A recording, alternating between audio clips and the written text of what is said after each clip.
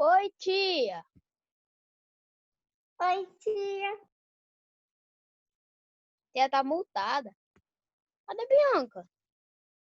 Ah, Bianca chegou.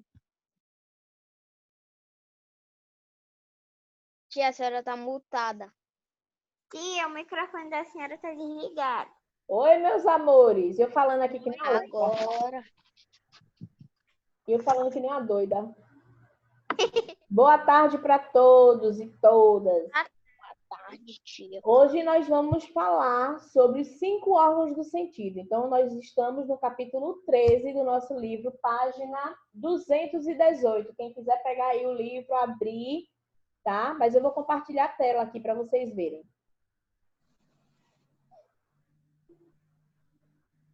Que página, tia? 218.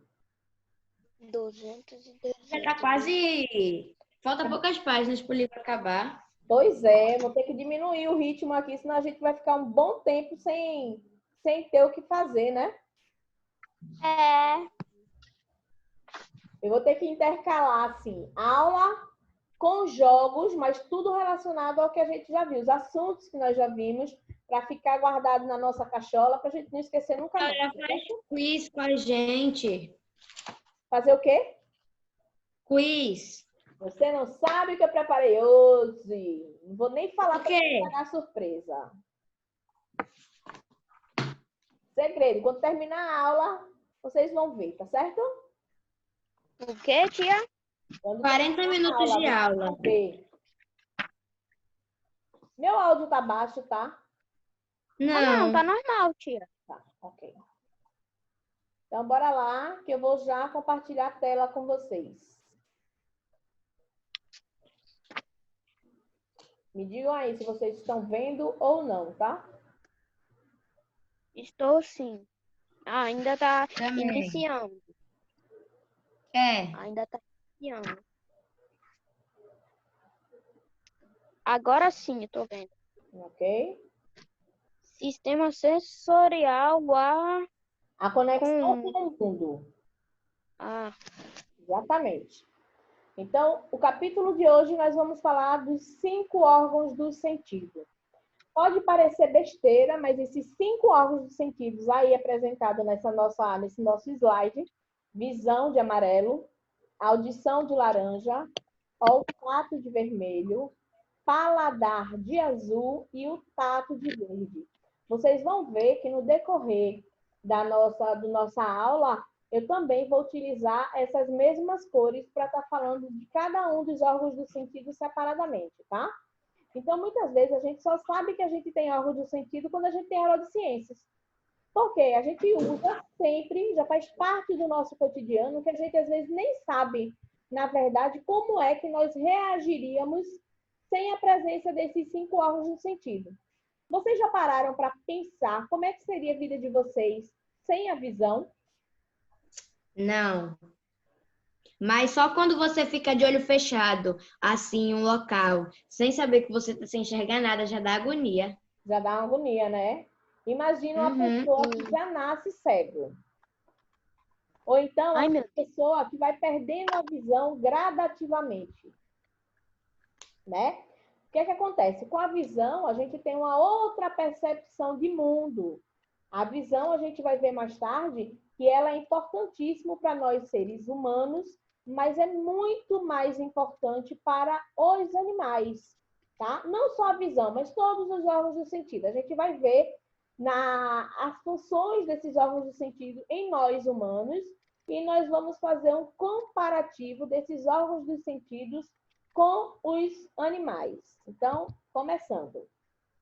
O corpo humano é composto por 5 sentidos: a visão, o olfato, o paladar, a audição e o tato.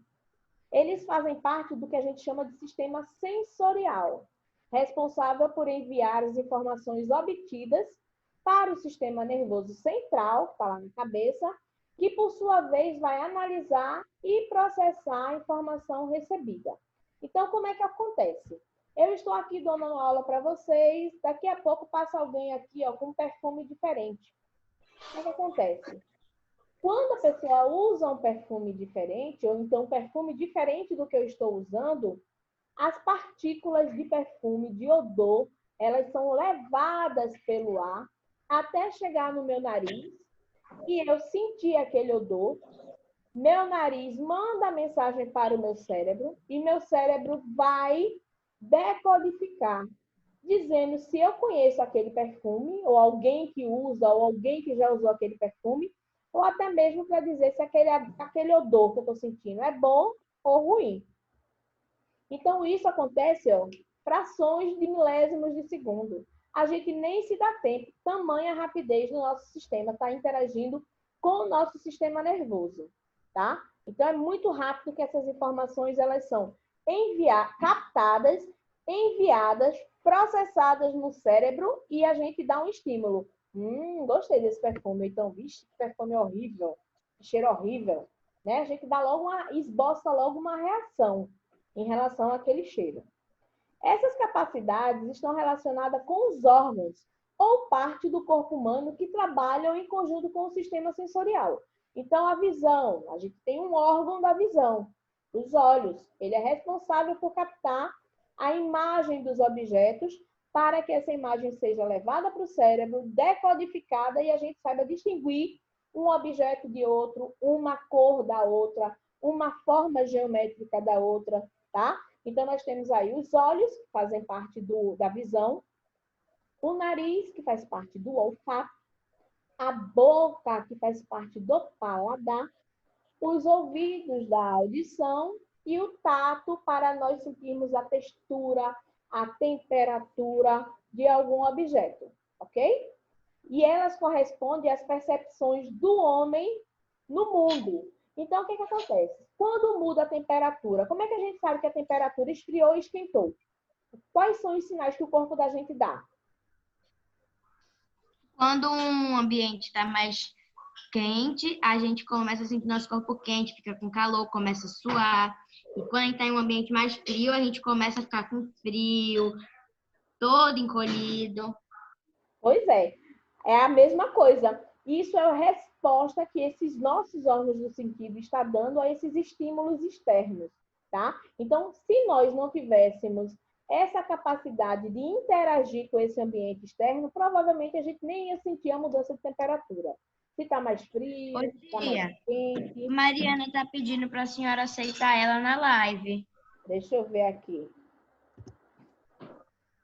Deixa eu pegar a Mariana. Resgatar a Mariana. Mariana. Entrou. Ok.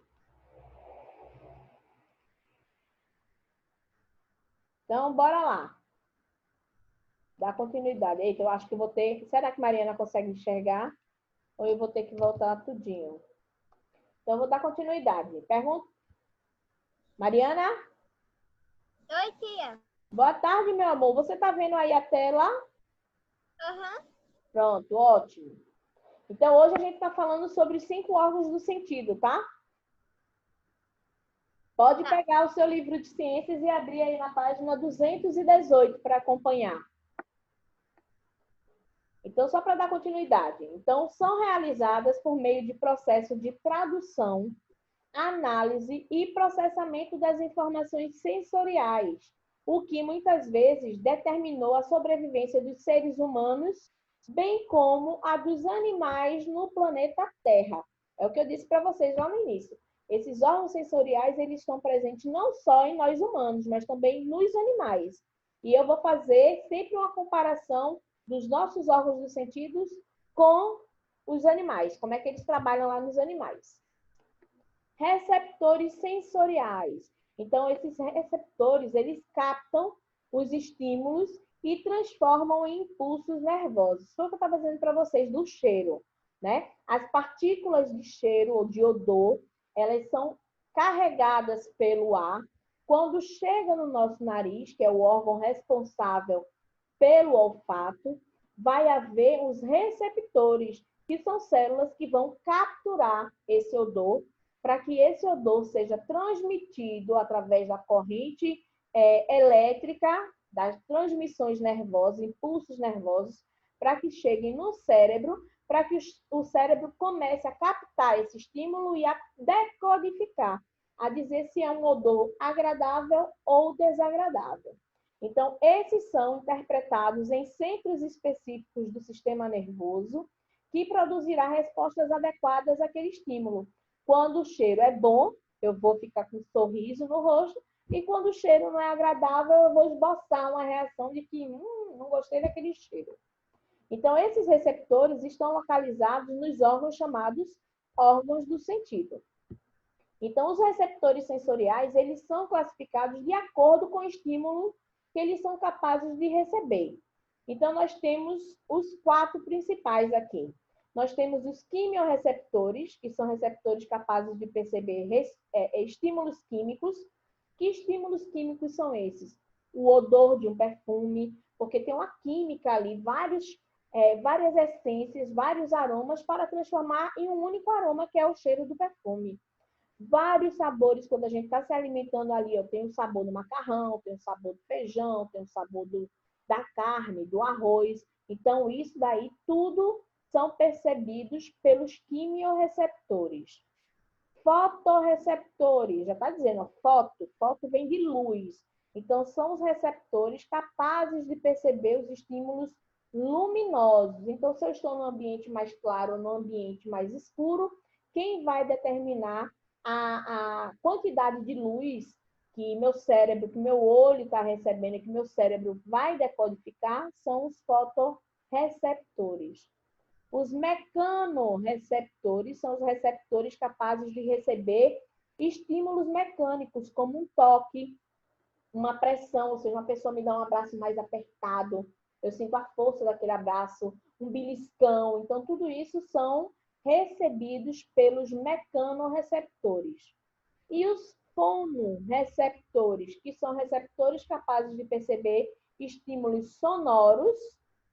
Muitos autores consideram esses receptores até como mecanorreceptores, tá? Então, eu escuto graças aos fonorreceptores, que vão receber as ondas sonoras, que são emitidas através da voz, através de um canto de um pássaro, vai entrar lá no meu ouvido, vai decodificar no meu cérebro e eu vou dizer qual é o órgão que está tocando, qual é o instrumento que está tocando, qual é o cantor que está cantando, tá? Então, isso são recebidos pelos fonorreceptores.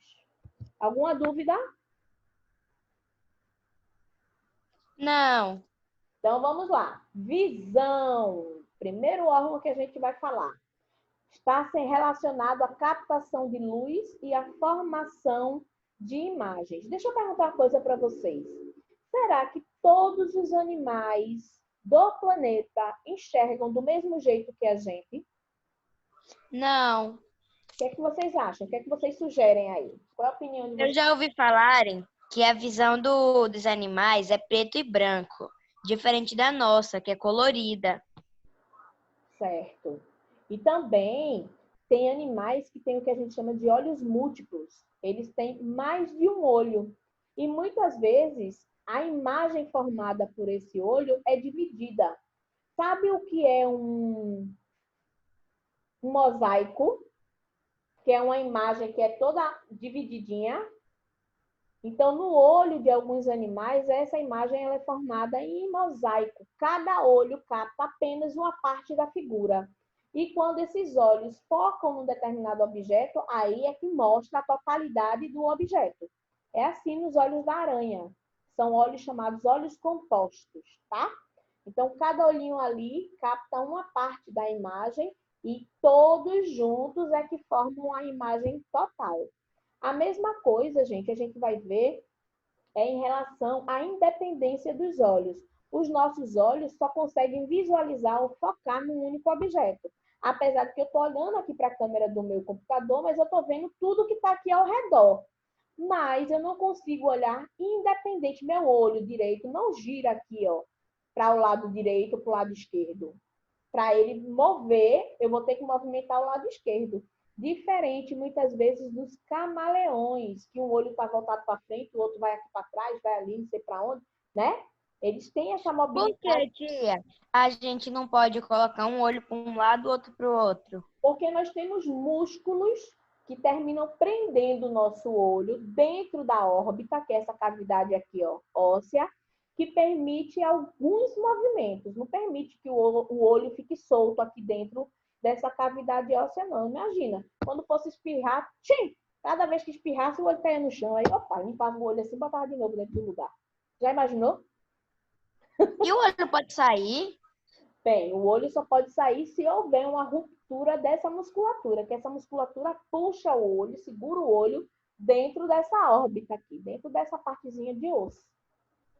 Então, além desse músculo, ele limitar o movimento do olho, ele também segura, ele prende o olho, tá? Ele posiciona o olho no lugar certo.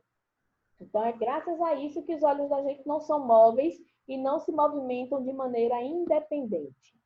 Então, bora lá. Tia, Oi. tem um homem aqui no meu TikTok que quando às vezes ele tipo, que abre a boca, o olho dele sai pra fora. Eu já É muito vi estranho. umas pessoas que conseguem, é como se colocassem realmente o olho assim, esbugalhar, né? O olho, coloca o olho assim para fora. Mas isso é uma anomalia, ou seja, isso é uma raridade. Não são todas as pessoas que conseguem fazer isso, não. Tem até um nomezinho específico para quem consegue fazer isso. Eu não estou lembrada agora, mas depois eu posso pesquisar e passar para vocês. Qual é o nome da doença? Mas isso é bom ou isso é ruim? Bem, tem pessoas que fazem isso para fazer graça, para rir, né? Mas eu acho que se você ficar exercitando, de ficar botando as órbitas, é chamado de órbitas oculares, tá? Se você ficar exercitando, de ficar colocando as órbitas para fora, vai que acontece algum problema nessa tua musculatura do olho, algum rompimento de algum vaso e você vai perdendo gradualmente a visão. Então é melhor não brincar, né? Olho não é para fazer esse tipo de brincadeira. Vocês vão ver na outra imagem que órgão, que músculo é esse que eu estou falando para vocês.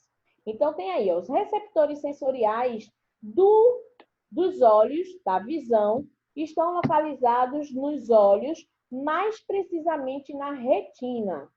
Os receptores sensoriais da visão são os fotorreceptores. Foto vem de luz, tá? Então, eles são receptores de luminosidade. E quem faz essa captação dessa luz são duas células chamadas de cones e bastonetes. Um é responsável pela imagem e o outro é responsável pela cor, tá? Então, é graças a essas duas células que a gente consegue ver a forma dos objetos e as cores que eles possuem. Então, aqui eu começo a falar que tem aí no livro de vocês, na página 220, todas essas partes do olho humano. O interessante seria se nós tivéssemos um olho gigante aqui, para a gente ver parte por parte. Mas bora ver se no próximo slide tem uma foto desse olho com essas partes constituintes aí. Então, a gente tem a esclera, que é uma membrana fibrosa que protege o globo ocular, sendo vulgarmente chamada de o branco dos olhos. É recoberta por uma membrana mucosa, delgada e transparente, chamada de conjuntiva. Então, gente, quando a pessoa adquire a conjuntivite, ela teve uma inflamação nessa membrana aqui, ó, que envolve os olhos, que termina fazendo com que esse branco do olho da gente fique vermelho, bastante irritado. Tá? Isso é a chamada conjuntivite. Córnea é a parte transparente do olho, constituída por uma fina e resistente membrana. Tem como função a transmissão de luz, a refração e a proteção do sistema óptico. Coroide é uma membrana rica em vasos sanguíneos que é responsável pela nutrição do globo ocular. Pode falar, Bianca. Ai, peraí, que eu coisa aqui errado. Ô, tia, uma pergunta. Por que tem as pessoas assim, várias pessoas que eu conheço, por que cada pessoa tem uma cor de olho diferente? E não é todo mundo com a mesma cor? Porque aí envolve uma área da biologia chamada de genética, tá? Nós somos um povo que tivemos 3 tipos de colonização. Nós fomos colonizados pelos portugueses, nós fomos colonizados, colonizados que eu falo assim, a miscigenação, né? Aí o povo brasileiro é uma miscigenação, uma mistura dos portugueses, dos índios e dos negros que vieram para o Brasil para trabalhar. Então, cada um já tinha uma cor de olho definida, tá? Os portugueses, pelo fato de eles serem europeus, eles possuíam cores de olho mais variado, mais puxado para os claros, os castanhos claros, o azul, o verde. Os negros não, a maioria dos negros eram olhos pretos, bem como dos índios. Então, quando teve essa miscigenação, essa mistura dessas raças, também houve uma mistura genética de DNA. E esse DNA é que vai dizer a cor dos nossos olhos.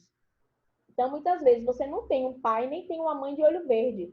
Mas se você for ver a sua árvore genealógica, você teve uma tia, ou então você teve uma avó que teve aquele olhos verdes.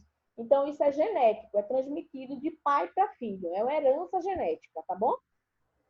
Não significa que, pelo fato do seu avô e da sua avó ter olho azul, você vai ter olho azul, porque é genética, é probabilidade. Tem uma chance de acontecer de uma das pessoas terem olhos azuis.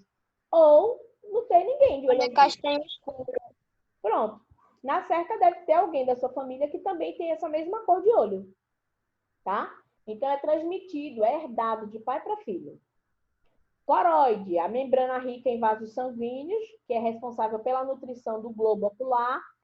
Corpo ciliar, que tem função de secretar o humor aquoso, e também a musculatura lisa, responsável pela acomodação do cristalino.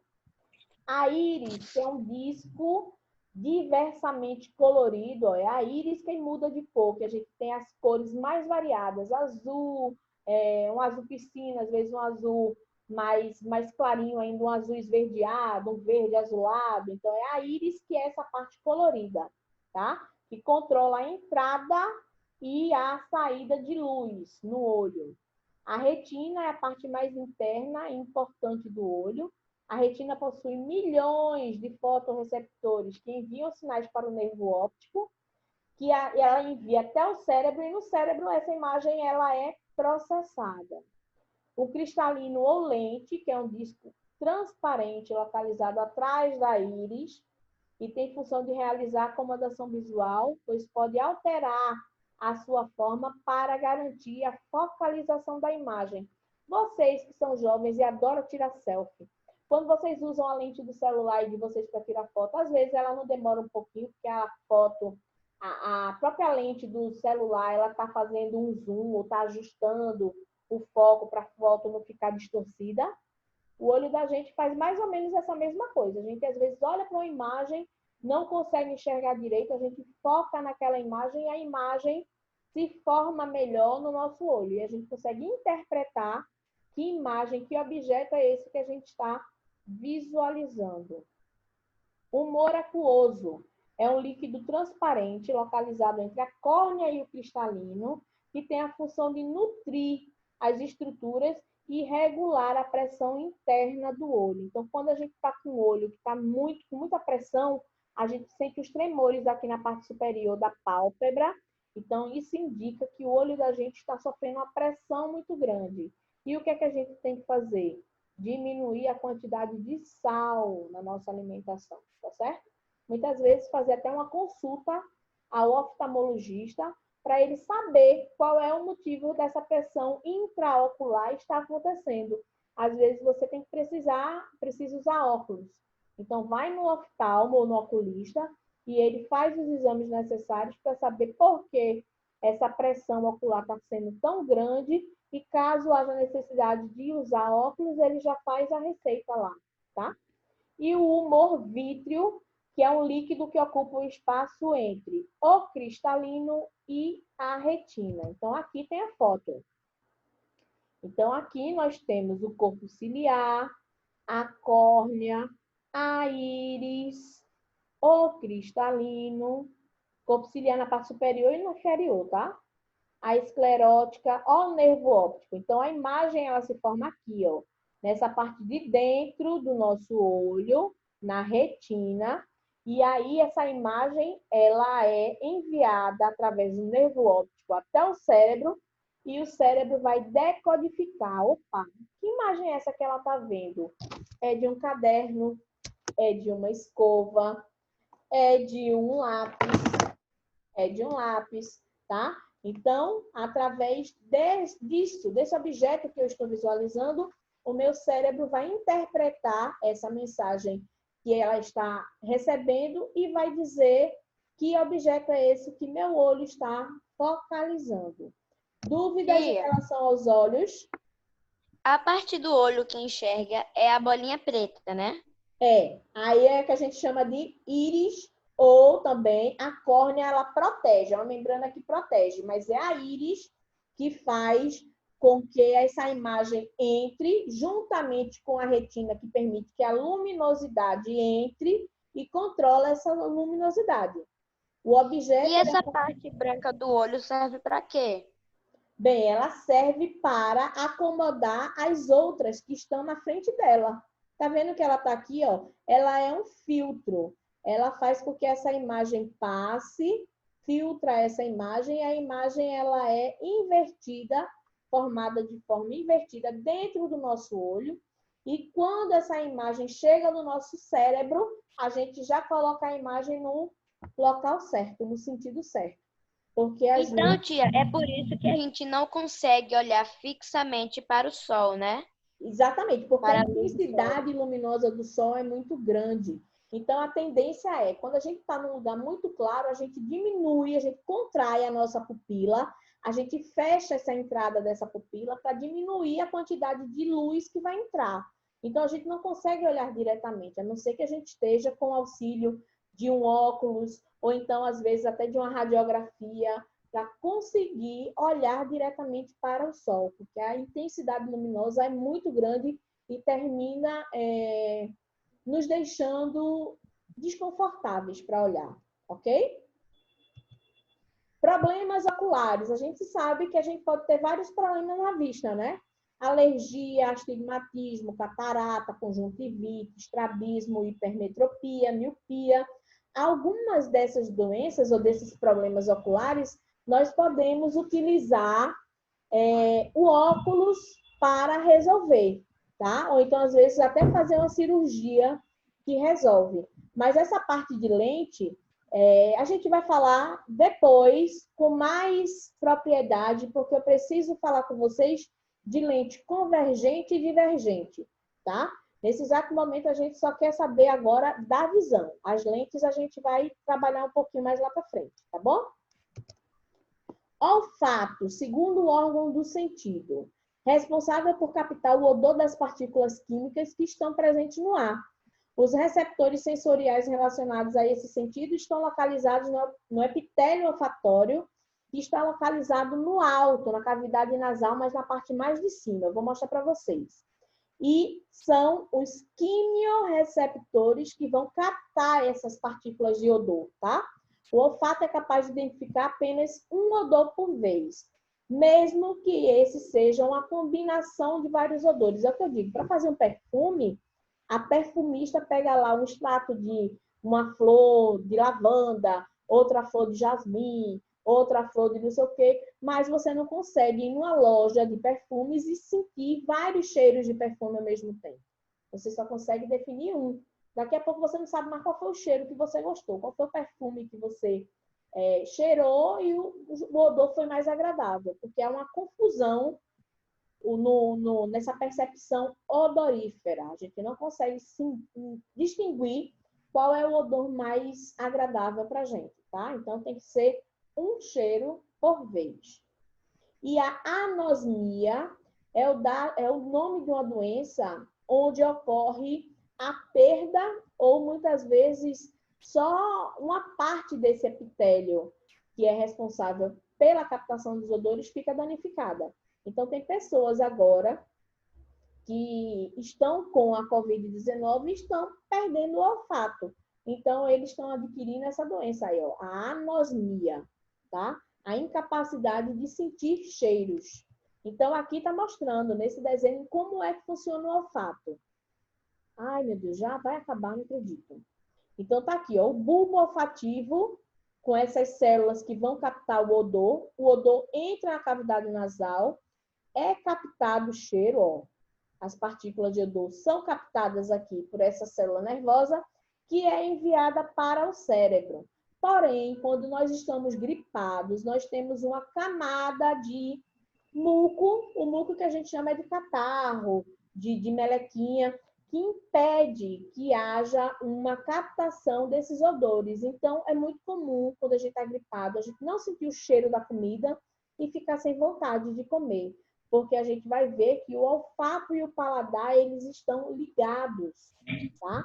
Eles têm uma associação. Você precisa sentir o cheiro da comida para que a boca encha de água e você sinta a vontade de comer.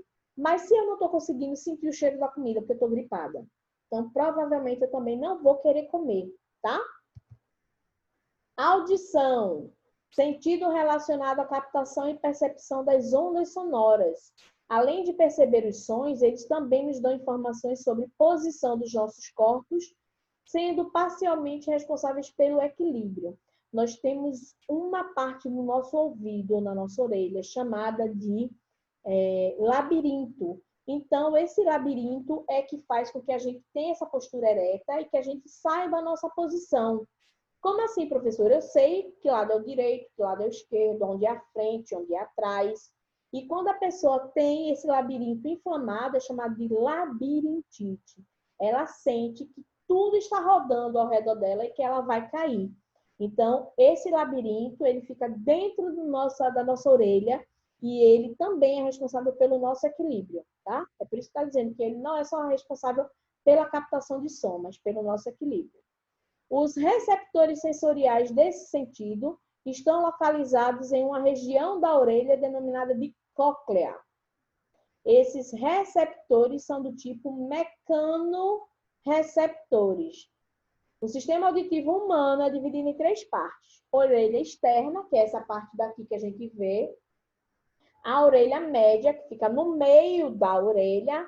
E a orelha interna, que é onde vai haver essa captação e essa transmissão dessas ondas sonoras. Vejam aqui no desenho. Orelha externa, que é essa parte de cartilagem, ou ouvido externo. O ouvido médio, aqui a gente já consegue limpar com o cotonete, o que não é recomendado. Aqui a membrana chamada membrana timpânica, onde o som é captado, bate nessa membrana timpânica e esses 3 ossículos, os menores ossos do corpo humano, martelo, bigorna e estribo, eles começam a se agitar, a bater um no outro, aonde vão mandar aqui, ó, para o labirinto, aqui onde é o labirinto. O labirinto, a cóclea, que é essa partezinha que parece um caracol, uma conchinha, e aqui estão os nervos auditivos, que vão levar esses impulsos sonoros até o cérebro, para que o cérebro decodifique de quem é aquela voz, quem é aquele cantor, ou qual é o instrumento que está sendo tocado, se é um piano, se é uma flauta, se é um violão, tá? Então, é assim que funciona a nossa audição. Imagina que tem animais... É grande dentro de um ouvido. Como é? É muito grande dentro de um ouvido. É extenso. É porque a foto está ampliada, mas, na verdade, esses ossos eles são bem pequenininhos. A gente quase nem vê de tão pequenininho que eles são. Os 2 ouvidos têm ligação. Os 2 ouvidos têm uma ligação. Os 2 possuem esse mesmo jogo aqui, ó, de labirinto, de cóclea. Cada um tem o seu labirinto, cada um tem a sua cóclea, cada um tem o seu martelo, bigorna, estribo, tá? Cada um tem sua membrana timpânica. Ó, quando essa membrana aqui ela é rompida, ela é furada, a pessoa tem uma perda de memória. Porque o som não bate aqui para poder vibrar os 3 ossículos. Então, não há uma captação perfeita do som. É por isso que a pessoa fica, às vezes, precisando usar aparelho auditivo para conseguir interpretar essas ondas sonoras, tá certo? Problemas auditivos. A otite média aguda, que é uma inflamação causada pelo acúmulo de líquido ou secreção na orelha, pode ser causada por resfriados, bactérias ou vírus. E também quando a gente vai para a piscina, mergulha, entra água no ouvido na praia, a gente tem que estar dando uma batidinha para tirar aquele excesso de água, tá? para evitar que se acumule e aí a gente venha ter dor de ouvido. E a labirintite, que eu falei para vocês, que é uma inflamação na orelha interna, e especificamente no labirinto, que é formado pela cóclea e pelos canais semicirculares, e são responsáveis pelo nosso equilíbrio. Por isso, o sintoma mais comum da labirintite é a tontura. Entendidos até aí?